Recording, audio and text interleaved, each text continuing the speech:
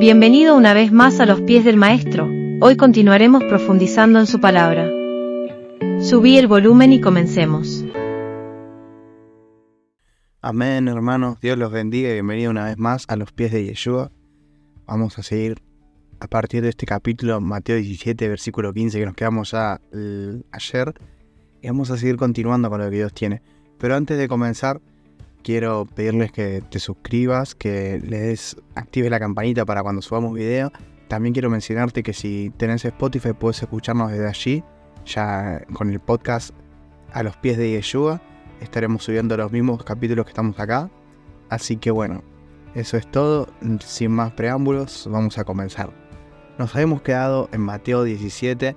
Habíamos visto cómo se les revela a los discípulos que Elías ya había venido y que fue Juan el Bautista que venía a preparar el camino para la llegada del Mesías, que es Jesús.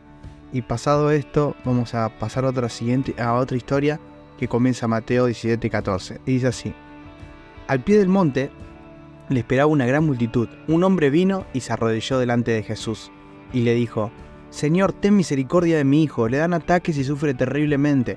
A menudo cae al fuego o al agua. Así que lo llevé a tus discípulos, pero no pudieron sanarlo. Jesús dijo: gente corrupta y sin fe, ¿hasta cuándo tendré que estar con ustedes? ¿Hasta cuándo tendré que soportarlos? Tráiganme aquí al muchacho. Entonces Jesús reprendió al demonio y el demonio salió del joven. A partir de ese momento el muchacho estuvo bien. Más tarde los discípulos le preguntaron a Jesús en privado: ¿por qué nosotros no pudimos expulsar al demonio? Y Jesús le respondió: ustedes no tienen la fe suficiente. Les digo la verdad, si tuvieran fe, aunque fuera tan pequeña como una semilla de mostaza, podrían decirle a esta montaña: muévete de aquí hasta allá, y la montaña se movería. Nada sería imposible. Amén. Y después cambia de tema, así que vamos a quedarnos hasta acá. Lo importante de esta situación es como nuestra vida día a día, ¿no? Haciendo un replanteo de lo que estuvimos leyendo hasta ahora todo de Mateo. Mateo nos viene enseñando un paso a paso las enseñanzas de Jesús, su doctrina y su forma de actuar como maestro. Recordemos que cada evangelio nos va mostrando a Jesús como alguien diferente. Mateo nos muestra a Jesús, en este caso como el Mesías. Yo lo tomo como el rabino, el maestro, porque nos muestra ciertas culturas judías desde la observación de Mateo que nos ayudan mucho a comprender el resto de la Biblia.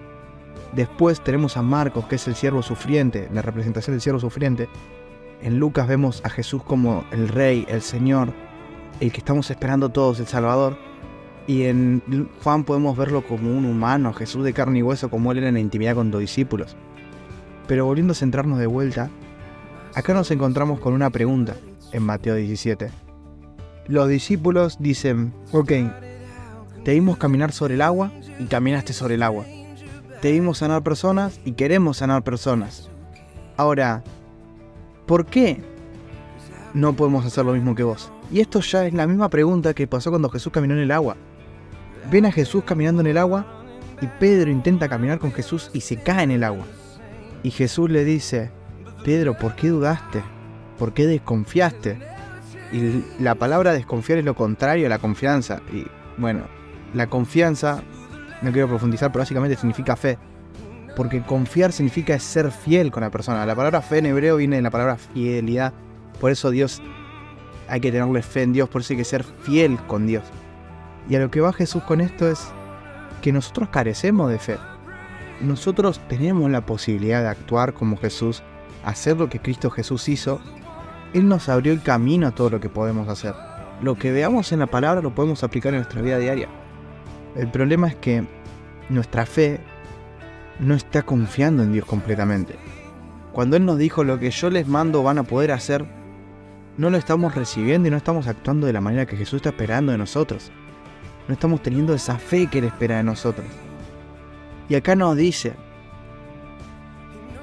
si tendríamos la fe suficiente como la de una pequeña semilla de mostaza, podríamos hacer las cosas más grandes, porque la semilla de mostaza es la semilla más chica que hay y de ahí sale el árbol más grande de todo lo que es, tiene un nombre, la especie de la mostaza, que tendría que ser un arbusto, pero más allá de eso se termina convirtiendo en un árbol y termina siendo una cosa impresionante. Si nosotros pudiéramos poner en marcha nuestra fe, lo poquito que tenemos, podríamos hacer grandes cosas. Y si no me equivoco, más adelante dice que Jesús se pregunta, pero cuando yo vuelva a esta tierra, ¿encontraré fe? ¿Hallaré fe en vosotros? ¿Los encontraré?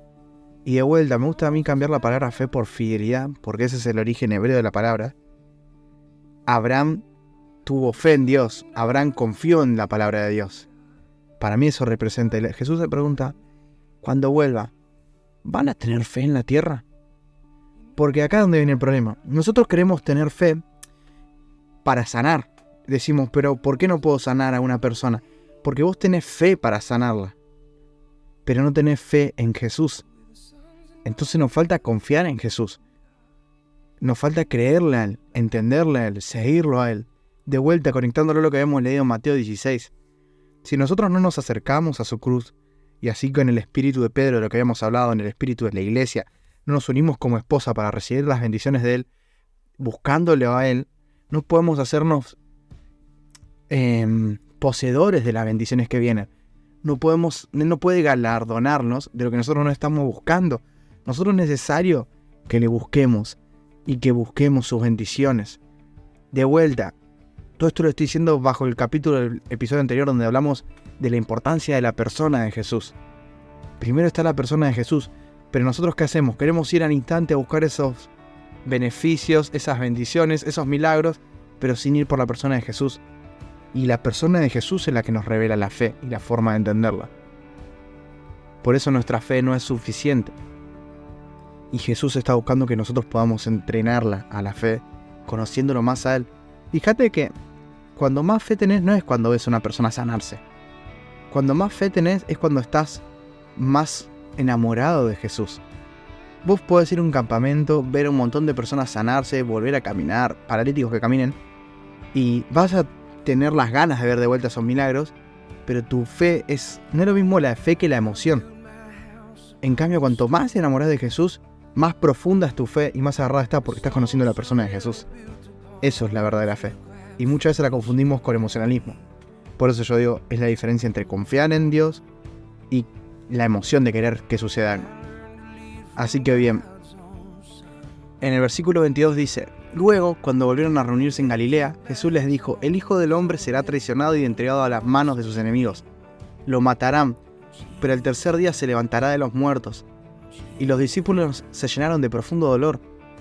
Cuando llegaron a Capernaum, los cobradores de impuestos del templo se acercaron a Pedro y le preguntaron, ¿no paga tu maestro el impuesto del templo? Sí, lo paga, contestó Pedro. Luego entró en la casa, pero antes de tener la oportunidad de hablar, Jesús le preguntó, ¿qué opinas, Pedro? ¿Los reyes cobran impuestos a su propia gente o a la gente que han conquistado?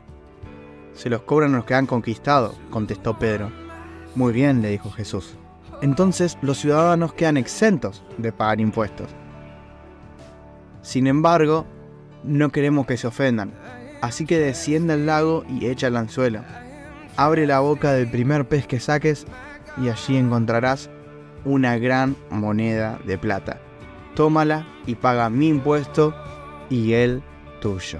Esta anécdota parece simplona o simple, pero realmente no lo es, no es solamente un milagro, sino que hay algo detrás de eso que me puse a pensar un rato en por qué está esta frase incluida en la Biblia, ¿no?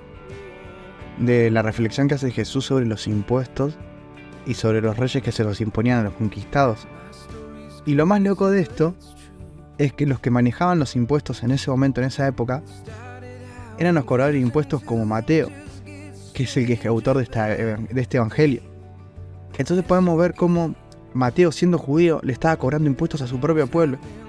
Acá hay una corrupción de por sí en los cobradores de impuestos porque ellos cobraban de más de lo que tenían que cobrar a sus propios hermanos, a sus propios amigos, y se enriquecían a través de eso y empobrecían a sus seres queridos. Ahora, es como que yo siento que mismo Mateo, escribiendo este evangelio, escribiendo estas partes, está mostrándonos un poco de la reflexión que él sintió y que lo llevó a abandonar su puesto de trabajo, que, para que se entienda, era el mejor puesto de trabajo que podía tener una persona en esa época, siendo de Israel, porque eran los que más ganaban dinero. eran maltratados, eran muy repudiados, era muy mala fama, pero eran los que más ganaban dinero. Pero posiblemente en la idea que hizo que a Mateo se le cambie la cabeza de por qué estaba mal lo que él estaba haciendo, por ahí sea esta reflexión. Por ahí él entiende que dice, ¿cómo puede ser que yo esté cobrando impuestos a mis propios hermanos, siendo que los reyes cobran impuestos cuando conquistan a sus enemigos? No cuando lo hacen con sus propios amigos, las seres personas que ellos los quieren, con las personas de su reino. Sino que cuando Israel conquistaba Egipto, le cobraba impuestos a Egipto. O cuando Babilonia conquistó Israel, Babilonia cobraba impuestos a Israel, no era que Babilonia le cobraba impuestos a sus propios ciudadanos. Entonces esta pequeña semilla que está acá nos deja ver de cómo Mateo se da cuenta de lo que él está haciendo está mal, que es incorrecto, de que no está bien cobrarle impuestos a los hijos, como dice ahí en el versículo, a la propia gente de ahí.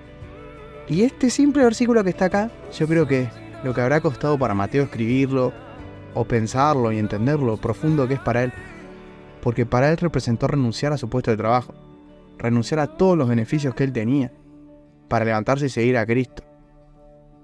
Todo tenía Mateo. De hecho, por eso le escribe este evangelio en hebreo, porque él, al ser de la High Society de Jerusalén, al ser de la sociedad alta de Israel, él hablaba en hebreo, un idioma que solo era para eruditos, y él era parte de eso, y él se levanta de ahí y lo sigue a Jesús, y abandona todo lo que él hacía porque él sabía que estaba mal. Miren, lo que voy con esto es, no menospreciemos la parte de la Biblia porque nos puede revelar mucho de sus autores y de las personas que están atrás.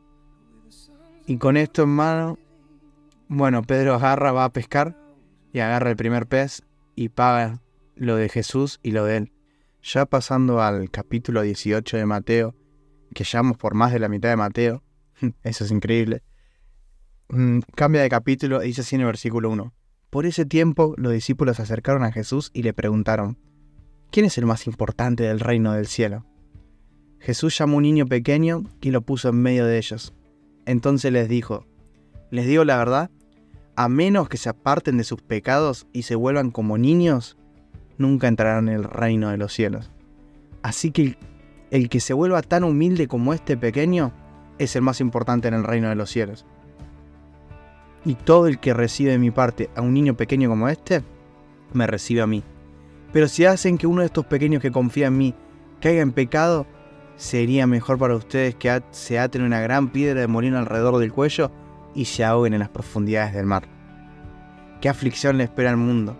Porque tienta a la gente a pecar.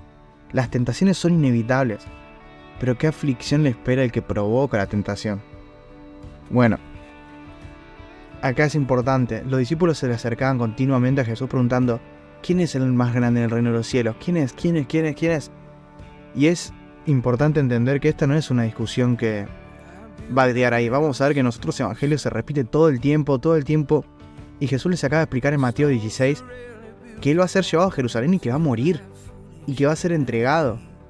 Y ellos todavía se siguen preguntando quién es el más grande en el reino de los cielos. Porque hay veces que nuestra dimensión, nuestra cabeza está en otros lados de lo que Jesús quiere realmente.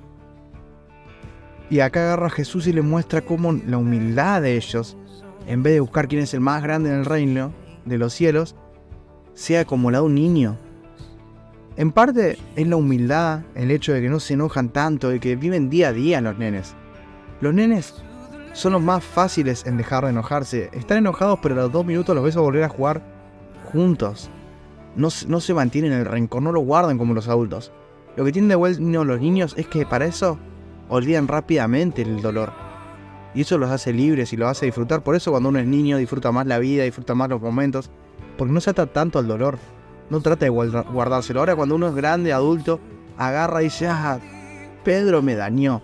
Entonces me lo voy a guardar y hasta que ese momento suceda, voy a agarrar y le voy a decir todo lo que me pasa con Pedro y voy a contarle todo lo malo de lo que me está sucediendo. Pero no es así. Tenemos que ser como niños y perdonar. Los nenes pelean, pero después se perdonan y vuelven a estar juntos. Siguen adelante, básicamente. Y acá Jesús nos muestra, de cómo las personas que lastimen a los pequeños, a los niños, van a ser muy juzgados grandemente. está en punto de que Jesús no usa esta frase en ninguna otra parte de la Biblia que yo haya visto. Jesús dice, sería mejor para ellos que se aten una gran piedra de molino alrededor del cuello y se ahoguen en las profundidades del mar, porque van a recibir un merecido tremendo.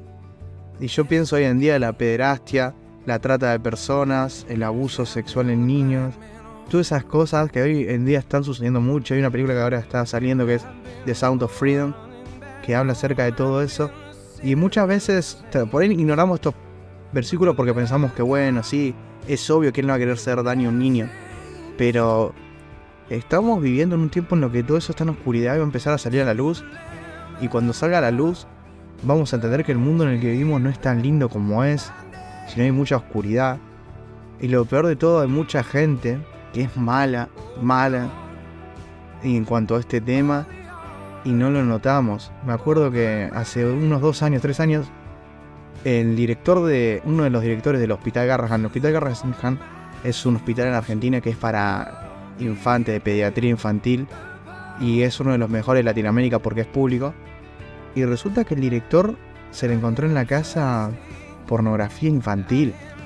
Y es un director de un hospital de niños que a veces los padres no se pueden quedar en el hospital y tienen que atenderse en otro lado y quedan solos. O sea, no quiero meterme en ese tema, pero es muy profundo y decís, gente de poder que está manejando esas cosas y que están ocultas en la oscuridad y no estamos entendiendo. Ahora también hace poco saltó un poco de trata de personas en uno de los programas más grandes de Argentina el año pasado, de Gran Hermano, en las que en Gran Hermano que están los mimos de la casa, tienen que cambiarse en esa casa, bañarse en esa casa, por lo tanto están expuestos a un grupo de personas que trabaja ahí. El mismo productor de ahí tenía personas de tratas y no se sabe si encontraron en el celular mismo las fotos de eso, de las personas que vivían en la casa, sacándole fotos, otras cosas. Más allá de lo que voy, lo tenemos en la televisión, en los hospitales, en las esferas de poder, todo esto de los movimientos LGBT que están surgiendo, que atrás de eso hay también ahora quieren agregar a la pedofilia como una educación sexual, una orientación sexual. No es así, no está bien, está mal. Pero el mundo, ahora lo peor de todo, es que a lo malo llama bueno y a lo bueno llama malo. Y Jesús nos dice en el versículo 7, ¿qué aflicción le espera al mundo? Porque tienta a la gente a pecar. Las tienta, le dice que lo que hacen está bien, que no va a haber problema, que no hay consecuencias, que sos libre, que vos decidís por vos mismo, que vos podés elegir de qué sexo sos, de lo que sea, que no te va a pasar nada. Después las mayores cosas que te sucedan, las consecuencias, le vas a echar la culpa a otro. Que no hay problema, te dice el mundo. A tal punto de que el mundo nos ensalza y nos dice que está bien vivir de esta manera. Por ejemplo, lo del cambio de sexo hoy en día. Saben que la gente piensa que es mi decisión y ya está, yo soy libre y feliz de esta manera. Me enteré hace poco que una de las personas que es padre de la ideología de género era una persona que era nazi, que sale de la Alemania nazi, llega y creo que se queda en Brasil, no me acuerdo de la historia, o un país de acá de Centroamérica, y agarra 2 gemelos recién nacidos, nenes, y a uno le modifica para que sea nena. Lo modifica genéticamente, lo opera, le hace una mini cirugía apenas nace, y empiezan a toda la vida a vestirlo con ropa de mujer y a darle pastillas, hormonas, todo para que parezca que era una nena. Y eran gemelos los 2 nenes. ¿Y saben qué fue lo misterioso? Que ellos dicen, funcionó. El nene que la convirtió en nena funcionó, pensó que era mujer, entonces el género es una construcción social, dijo el tipo. Sí, es una construcción social, dijeron todo, y ahí nace la ideología de género como tal. Lo que vale hasta ahí pareciera, wow, tiene razón, qué bien, tuvo razón el hombre. Él se sentía mujer porque todo el tiempo la trataron como mujer, wow, tenía razón. Lo que es una locura es que nadie te dice que esos 2 nenes se suicidan a los 14 años por lo que sufrieron, por todo lo que entendieron. ¿Y a qué voy con esto? El mundo hoy en día dice que está bien hacer todas esas cosas, que no va a haber problema. El problema es que la consecuencia está a largo plazo. La depresión no va a ser... Y ya te lo llevo a otro punto, no hace falta ser cristiano para darse cuenta de estas cosas que están mal. Si vos estás buscando la aprobación en el resto de las personas, nunca vas a sentir la aprobación, porque la aprobación tiene que venir de vos mismo. Eso es lo que le pasa a esta persona. Piensa que cambiar de género va a ser aprobarse a sí mismo. ¿Y a qué voy con todo esto? Que ahora estamos en un momento en el que el mundo está tentando a la gente a pecar porque le dice que está bien hacer eso, que no hay problema en hacer eso.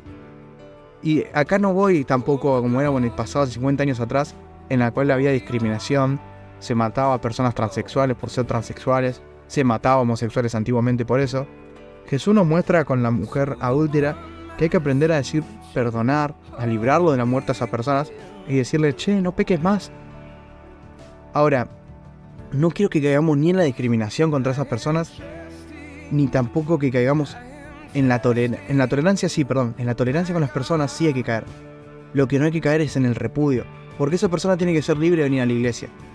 Las puertas de la iglesia tienen que ser abiertas para todos los que busquen a Dios. Todos somos pecadores. Pero no podemos perder la voz de la verdad que dice lo que estás haciendo está mal. Y eso va para el adúltero. Cuando el adúltero viene a la iglesia, las puertas están abiertas para él también. Lo dejamos entrar, pero la verdad sigue diciendo lo que estás haciendo está mal. Así con cada cosa, con el ladrón, con el drogadicto, con el mentiroso. Porque si las iglesias se cerraran para solo gente perfecta, la iglesia estaría vacía. Y solo estaría Cristo ahí. Nadie más, porque nadie puede entrar. Entonces, a eso voy. De que el mundo ahora está diciendo, sí, pequen, sí, está bien, tienen razón. Pero las iglesias tienen que abrir sus puertas y decir, son todos bienvenidos. Pero acá se respeta la verdad, y la verdad es que lo que estás haciendo está mal. Y acá dice, pero qué aflicción le espera a los que provocan la tentación, a los que provocan a la gente a pecar, a los que provocan a la gente a equivocarse. Hermanos, estamos en un tiempo en el que todos hablan malas cosas, los influencers fomentan tantas cosas porque piensan que es políticamente correcto hablar de eso. Y las van a pagar en el día del juicio, las van a pagar porque...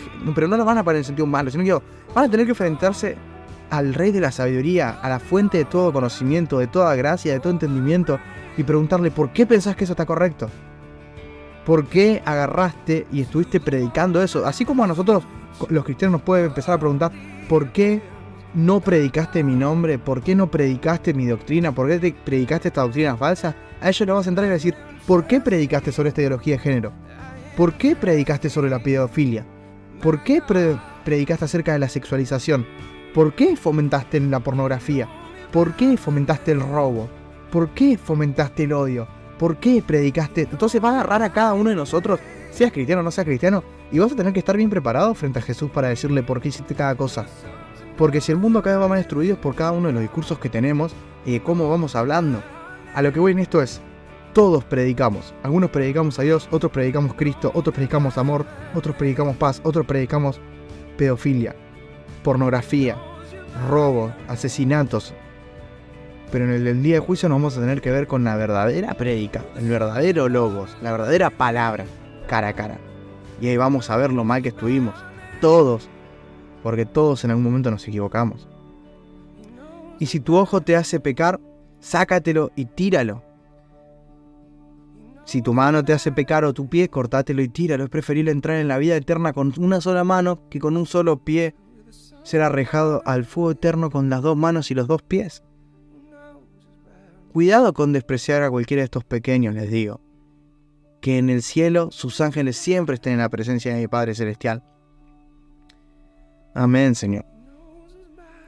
Es muy fuerte esto, pero acá el punto de que a Jesús, por favor, todos bajen los cuchillos y no se corten las manos, ni los pies, ni los ojos, saquen las cucharas. Dios no está mandando a que los cortemos. Pero lo que está diciendo es que hasta es más entendible que tratemos de hacer eso con tal de entrar en la vida eterna, que a seguir viviendo en pecado como estamos. Básicamente está diciendo, dejen de aceptar el pecado, de ser tolerables con el pecado. De vuelta, con el pecado. Sí hay que ser tolerables con los pecadores, no con el pecado. Por eso, la verdad siempre tiene que estar con nosotros. Y saber lo que es correcto. Y es preferible que te lo cortes, dice, antes de seguir haciéndolo. Dios está esperando personas que no negocien la verdad. Hoy en día es todo verdad absoluta. Todo a partir de Nietzsche es verdad absoluta, verdad absoluta. No existe la verdad absoluta. Perdón, existe la verdad absoluta y se llama Cristo. El resto son mentiras objetivas. Pero nada más. Pero Jesús es el único y Él es la verdad. Y donde el mundo hoy en día está tratando de derribar la verdad y decir que hay muchas verdades, es lo mismo cuando en la época antes decían no hay un Dios, sino que hay muchos dioses y cosas así.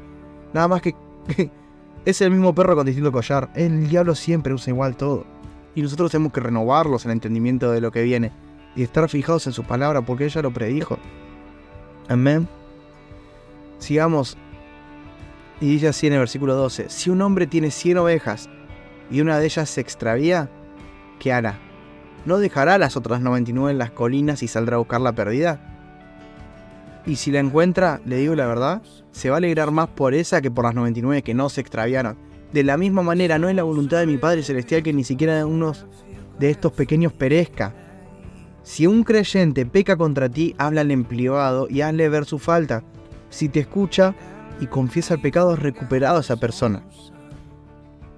Pero si no te hace caso, toma a uno o dos más contigo y vuelve a hablarle, para que 2 o 3 testigos puedan confirmar todo lo que digas. Si aún así la persona se niega a escuchar, lleva el caso ante la iglesia. Luego, si la persona no acepta la decisión de la iglesia, trata a esa persona como un pagano o a un corrupto cobrador de impuestos. Y miren esto. De vuelta, Dios se alegra más por la oveja perdida que por las 99 que no se perdieron. Ahora, ¿cuál es la solución en la iglesia cuando tenemos, ahora yendo a este punto, a un pecador en nuestra congregación? ¿Cuál es la solución cuando entra un transexual en nuestra congregación? Cuando entra un homosexual, cuando entra un adúltero, cuando entra una persona infiel, cuando entra una persona que es ladrona, cuando entra una persona que es mentirosa, cuando entra una persona que es chorra, que es mala, que habla mal de las personas, que está buscando lío, que está mirando a una persona casada en vez de otro, que arma quilombo, arma problemas. ¿Qué tenemos que actuar con esas personas en la iglesia?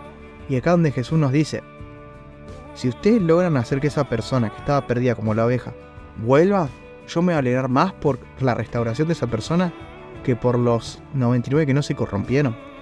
Pero ¿cómo lo hacemos? Y esto es muy importante. En una iglesia tendremos que funcionar todo esto así. Necesitaríamos tener una constitución de iglesias para entender qué es lo básico. Básicamente la constitución de nuestra iglesia es la Biblia, pero pareciera que hoy en día los cristianos no leen la palabra.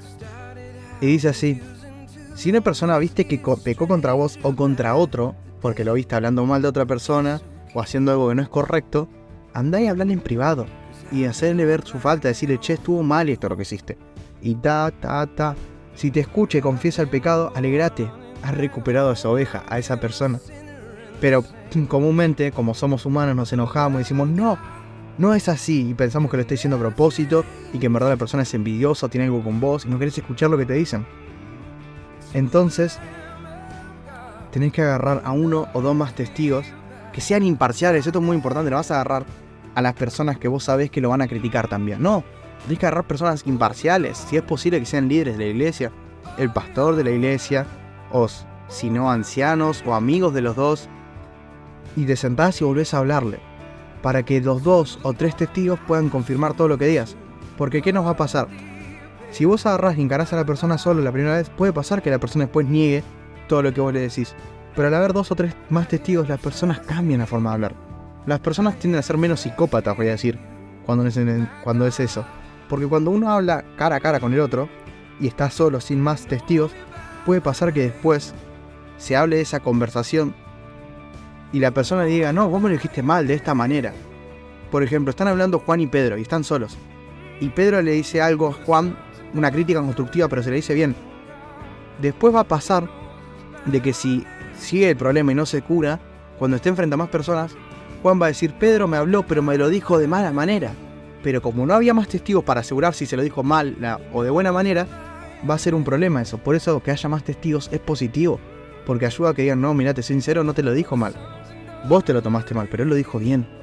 Y esos testigos ponen paños fríos a la situación y ayudan a que se pueda ver sanación realmente. Porque hay veces que nosotros estamos muy enojados, tenemos una coraza y nos enojamos por todo lo que nos digan los otros. Y necesitamos que haya personas que digan: che, no está mal lo que está diciendo el otro. O esperá, estás haciéndote de mambo, no lo estás criticando de más también. Entonces todo ayuda a la situación. Pero si llegamos a este punto, versículo 17, que la persona se niega a escuchar, lleva este caso ante toda la iglesia, ante toda la congregación. Porque ya estás en un punto en el que tiene otra postura. Supongamos que viene una persona que piensa que hay que hacer idolatría y adorar a San la muerte. Y vos le hablas en privado y le decís que está mal. Y no lo entiende. Le decís frente a otras personas y le explicas que está mal. Y no entiende. Ahora agarrás, y dice la Biblia, que vaya frente a toda la iglesia y expliques el caso. Y decís: lo vi a él en un santuario adorando a San la muerte. Es por dar un ejemplo. O vi a Pepito y a Pepita, que ambos están casados con diferentes personas y están siendo infieles y lo pones frente a todos, porque ¿qué sucede acá? Cuando vos lo pones frente a todos, ahí todos tienen que hablar porque funciona como un juicio. Porque ¿qué pasa? Muchas veces en la iglesia nos dejamos llevar por los rumores. Entonces, no, yo lo vi a este con esta, después de la iglesia los vi juntos, los vi solos, está engañando al marido, está haciendo esto, y se lo cuenta a persona persona B, persona C a D, y D es amigo del otro y se lo cuenta, y cuando dicen, bueno, ahora decime quién te dijo, y la persona D no quiere decir que se lo dijo C, y C no quiere decir que se lo dijo B, y B no quiere decir que se lo dijo A, porque no queremos decir quién nos dijo el chisme. Entonces, cuando vos ya decís, esto es importante y querés cortar el chisme en la iglesia, es necesario que se haga esto, porque cuando vos haces eso, la gente va a pensar más veces en si tienen que hacer chistes o rumores o no.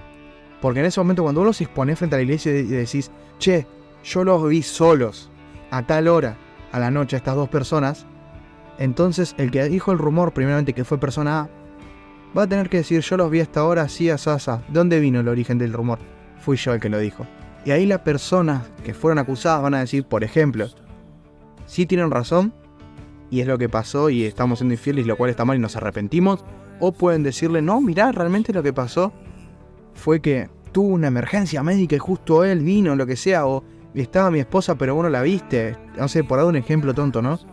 Pero lo que voy es que esta actuación de lo que dice Jesús corta automáticamente el rumor, que es lo que más daña a la iglesia, el chisme, todo el chusmerío que hay atrás que pueda asesinar a una congregación. Y es importante tenerlo en cuenta todo esto, porque ahí las personas entienden que lo que digan en los oídos de otros, hablando mal de otros a sus espaldas, puede repercutir en algo negativo. Y después, si agarrás y lo decís enfrente de todos y no era verdad, puede pesar en tu reputación. Por lo tanto, es como que Jesús nos enseña a andar con cautela, y es hermoso esto porque nunca lo llevamos a cabo. ¿Y por qué no se lleva a cabo esto? Porque en la iglesia no queremos ofender a nadie. En la iglesia tenemos miedo de decir la verdad. Entonces, como no queremos decir la verdad, dejamos el chisme que siga sucediendo, dejamos que el rumor siga andando. Y los problemas siguen pasando y gente sale a la iglesia y nadie sabe por qué es. Y en verdad es porque nunca se aplica Mateo 18. Porque cuando vos aplicás Mateo 18, la gente se sienta a hablar y todos dicen la verdad de lo que vieron. Y ahí en ese momento, Pablo dice que somos cartas leídas frente a las personas. Cuando somos cartas leídas frente a las personas y abrís esto de Mateo 18 para que puedan todos hablar sobre algo que sucedió, todos van a dar su veredicto, y es imposible que una persona salga perfecto de esa situación. Perfecto me refiero en ese sentido de que no vea sus fallas, de sus problemas. Y al hacer eso, si la persona es de Cristo, va a entender que falló, que se equivocó, pero va a volver a Cristo para mejorar, porque a través de su gracia lo va a restaurar. Y eso hace un círculo virtuoso en la iglesia que va permitiendo que haya más bendición y los hermanos se sienten más en comunidad porque pueden hablar lo que ven mal y lo que les parece mal. Y se puede ver un círculo de reconstrucción y que cada uno vaya abriendo y que fluya el amor y que la ofensa se vaya sanando y que se puedan decir las cosas honestamente, con amor y de manera constructiva, y que se vaya madurando como iglesia. Eso es el modelo que Dios quiere. Pero si nosotros seguimos defendiendo a la ofensa, nunca vamos a poder crecer. Y por eso viene acá, y es increíble cómo está todo conectado, pero ahí Jesús dice, en el versículo 18, todo lo que prohíban en la tierra será prohibido en el cielo, y todo lo que permitan en la tierra será permitido en el cielo. Porque si dos de ustedes se ponen de acuerdo aquí en la tierra respecto a cualquier cosa que pidan, mi Padre que está en el cielo lo hará. Ahora, es increíble que este versículo lo usamos para orar, o lo usamos para otras cosas cuando somos un poco en la reunión, pero en verdad lo que está diciendo esto es, cuando ustedes actúan así como iglesia, están actuando bajo el Espíritu de Dios, están usando la sabiduría de Dios para actuar en este juzgado espiritual. Están actuando de la manera que a mi Dios le agrada, dice Dios. Pero lo usamos más para pedir otras cosas, y no se refiere a eso, sino que se refiere a poner orden en nuestras vidas, en nuestras iglesias, en las personas que tenemos al lado. Y luego Pedro se le acercó y le preguntó, Señor, ¿cuántas veces debo perdonar a alguien que peca contra mí? 7 veces. Me encanta porque Pedro se acerca acá como diciendo, me voy a hacer el bueno.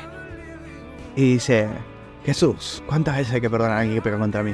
7 veces, como diciendo, wow, es un montón. Con esto lo gano, Jesús, lo compro. Y Jesús lo queda mirando y le dice, 7 veces es muy poco. Si no 70 veces 7. Es como mucho más de lo que cualquiera esperaría. Y por eso digo que está todo conectado, porque realmente está hablando de sentarse a hablar con las personas cuando están haciendo algo malo. Decirles la verdad de lo que están haciendo. hacer una charla constructiva y que aunque haya si haya heridas, puede haber sanidad al pedir perdón. ¿Y cuántas veces van a pedir perdón? Hasta 70 veces 7, dijo Jesús, mientras muestren arrepentimiento.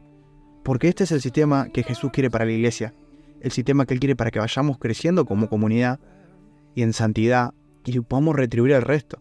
Y después Pablo lo conecta diciendo, si no podemos juzgar entre nosotros, si no podemos hacer este tipo de juicios entre nosotros, ¿cómo vamos a juzgar al mundo venidero? O a los ángeles que vengan. Porque eso va a ser nuestro mandato, dice Pablo. Y hay que ponerlo en práctica. No significa que nos hagamos un fanatismo por juzgar y ver y criticar al otro y verlo mal. No, sino que juzgar significa traer justicia a la iglesia, traer justicia al reino de Dios, traer sanidad. Cuando una persona pierde un ser querido porque fue asesinado y lo llevan ante un juez al asesino y el asesino termina en la cárcel, se hizo justicia y se retribuyó a lo que se perdió.